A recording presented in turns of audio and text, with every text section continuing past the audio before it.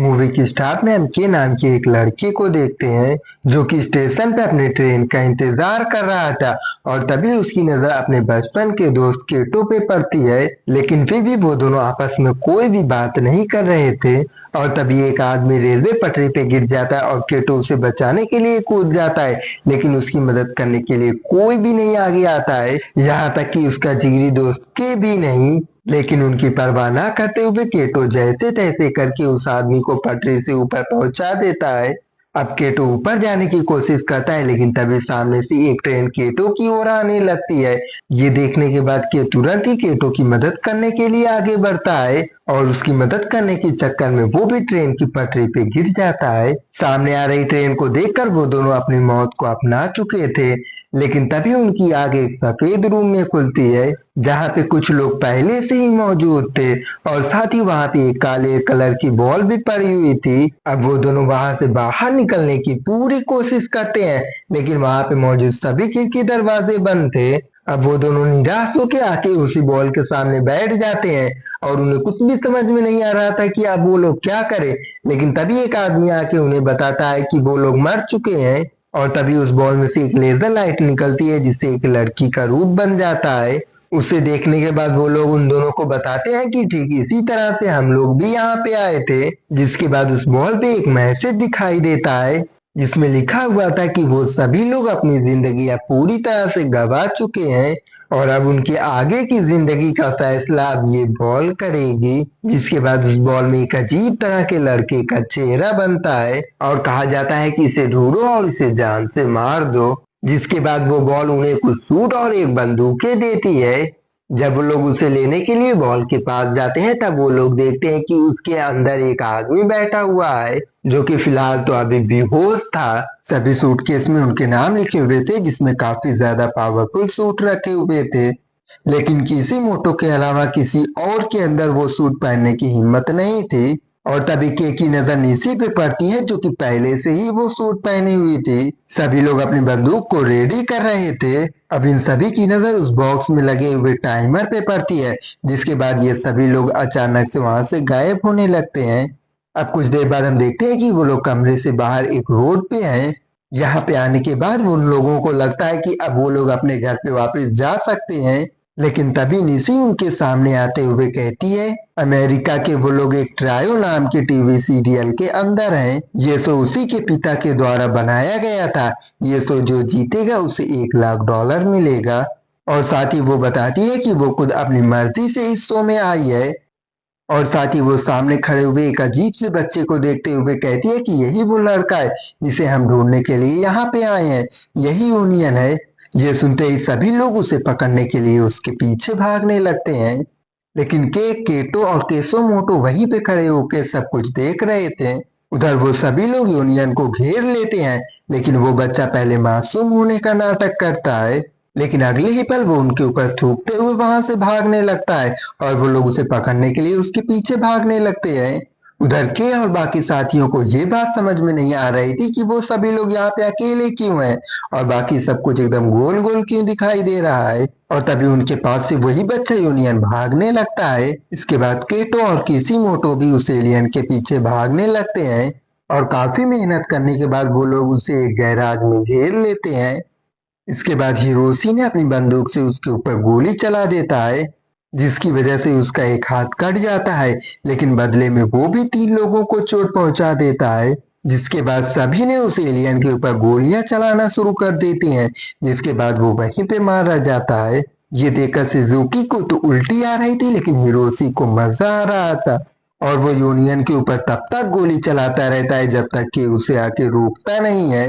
और तभी वहां पे एक बहुत ही लंबा आदमी आता है जिसे देखने के बाद हिरोशी उसका मजाक उड़ाने लगता है। बदले में वो आदमी हिरोशी की एक टांग ही काट देता है और साथ ही उसे सर से उठा लेता है और उसे बहुत ही बुरी तरीके से मार देता है। इसके बाद इन्हें पता चलता है कि वो आदमी यूनियन का फादर होता है। अब बदले में वो सभी लोग उसके ऊपर भी गोलियां चलाने लगते हैं, लेकिन वो हिरोशी के शरीर को अपने सामने खड़ा कर देता है और वो तब तक खड़ा करे रहता है जब तक कि उसका शरीर पूरी तरह से फट नहीं जाता है। जिसके बाद वो अपने लंबे लंबे नाखूनों से उन सभी को मारने लगता है उधर जब रोड पे चलते हुए के को ये आवाजें सुनाई देती है तब वो उस तरफ भागते हुए जाता है और वो देखता है कि वो एलियन केटो को मारने के लिए उसके पास जा रहा होता है। लेकिन तभी किसीमोटो अपने सूट के साथ उसके सामने आ जाती है और केटो को बचा लेती है। वो सूट पहनने की वजह से किसीमोटो काफी ज्यादा पावरफुल हो जाती है, लेकिन वो एलियन काफी ज्यादा पावरफुल था और वो केटो और किसीमोटो को एक साथ उठा के दूर फेंक देता है। पर सूट की वजह से किसीमोटो को तो कुछ भी नहीं होता है। अब ये देखकर के भी अपना सूट पहनने का फैसला करता है, लेकिन सूटकेस में तो अब कुछ भी नहीं था। अब वो एलियन के ऊपर हमला करने के लिए अपने सूटकेस का ही इस्तेमाल करता है, लेकिन इससे तो एलियन को तो कुछ भी नहीं होता है और वो के ऊपर हमला करने के लिए आगे बढ़ता है। लेकिन तभी वहां पे केसी आ जाती है और वो एलियन को रस्सी से कैद कर देती है और वो के पास आके उसे कहती है कि उसे अपने सूट को फिर से एक्टिवेट करने के लिए एक्स्ट्रा पॉइंट जरूर मिलेगा और वो उसे अपनी गन देते हुए कहती है कि इसे शूट करके मारो। लेकिन वो इतना ज्यादा डरा हुआ था वो उसके ऊपर गोली ही नहीं चला पाता है, जिसके बाद कैसी खुद ही ये काम करती है और इसके साथ ही वो सभी लोग गायब होकर उस रूम में वापस आ जाते हैं। और कुछ देर बाद सुजुकी भी वहां पे पहुंच जाता है, जिसके बाद निशी बताती है कि जब तक कि वो लोग पूरी तरह से नहीं मर जाते हैं तब तक इन लोगों को इस दुनिया में वापस से भेज दिया जाएगा। और साथ ही वो इस बॉल का नाम गैंस बताती है जो कि सब कुछ कंट्रोल कर रहा है। जिसके बाद उस बॉल के अंदर सभी को 0 पॉइंट मिलता है और निशी को यहाँ पे 5 पॉइंट मिलता है और साथ ही यहाँ पे मरे हुए लोगों का चेहरा भी दिखाया जाता है। ये सब देखकर निशी काफी ज्यादा खुश थी और ये देखकर हिरोशी उसके ऊपर काफी ज्यादा गुस्सा हो जाता है। वो जानना चाहता था कि निशी ने बाकी लोगों को क्यों नहीं बचाया, पर निशी ने अपने पावरफुल सूट की मदद से उसे मार के दूर फेंक दिया। पर तभी केटो ने निशी के ऊपर बंदूक तान दी, जिसके बाद ये लोग वापस से अपनी नॉर्मल दुनिया में आ जाते हैं जहाँ पे सब कुछ एकदम नॉर्मल लग रहा था। पर रेलवे स्टेशन पे अभी भी 2 लोगों की मौत की खबर लगी हुई थी। वही के जब अपने स्कूल पहुंचता है तब कई सारे बच्चे उसका मजाक उड़ा रहे थे। वही कोजिमा नाम की एक लड़की चुपचाप उसकी ड्राइंग बना रही थी। इसके बाद के केटो को उसके पुराने लोकेशन पे जाके उसे ढूंढने की कोशिश करता है, पर उसे वहां पे कुछ भी नहीं मिलता है। इसके बाद वो उस गली में जाता है जहाँ पे वो मिशन हुआ था। वहां पे जाने के बाद उसे कुछ सबूत तो मिलते हैं, लेकिन गैराज पूरी तरह से खाली था। लेकिन तभी उसी की नजर वहां पे किसीमोटो पे पड़ती है। उसने उसे बताया कि उसे भी सब कुछ याद था और साथ ही उसके पास उसका सूट भी मौजूद था, यानी कि ये लोग तो कोई सपना तो नहीं देख रहे थे। इसके बाद किसीमोटो उसके साथ उसके घर पे रहने की इजाजत मांगती है, जिसपे वो मान जाता है। घर पहुंचने के बाद किसीमोटो के पास अभी भी केटो की जैकेट मौजूद थी, जिसमें केटो की डायरी भी मौजूद थी। उस डायरी की मदद से के ने उसका नया एड्रेस खोजने की कोशिश की, तब जाके उसे पता चला कि वो जेल से फरार हुआ था। वहीं दूसरी तरफ केटो को तो नींद में भी उस अजीब जानवर के ख्वाब आ रहे थे। होश में आने के बाद वो घबराहट के मारे तुरंत ही बाथरूम में जाता है। तभी उसका छोटा भाई वहां पे आता है और उसकी हाल चाल पूछता है। अब कुछ देर बाद उसके भाई के जाने के बाद ये लोग वापिस से उसी गेम में आ जाते हैं और साथ ही इस बार यहाँ पे 3 और नए लोग भी आए थे।